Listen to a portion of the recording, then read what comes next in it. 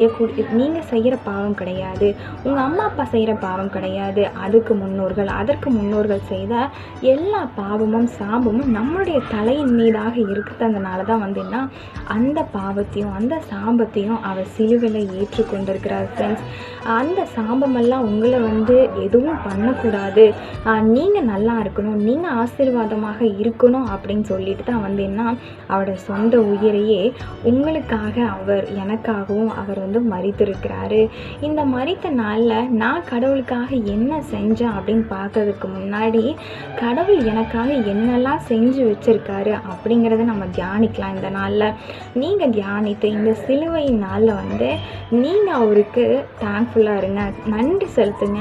ஏசப்பா, எனக்காக நீங்கள் என் மேலே அன்பு வச்சு நீங்கள் உங்களுடைய ஜீவனை நீங்கள் கொடுத்துருக்கீங்க, அதற்காக உமக்கு நன்றி என்று இந்த நாளில் நம்மளுக்கு தேங்க் பண்ணுவோம் ஃப்ரெண்ட்ஸ்.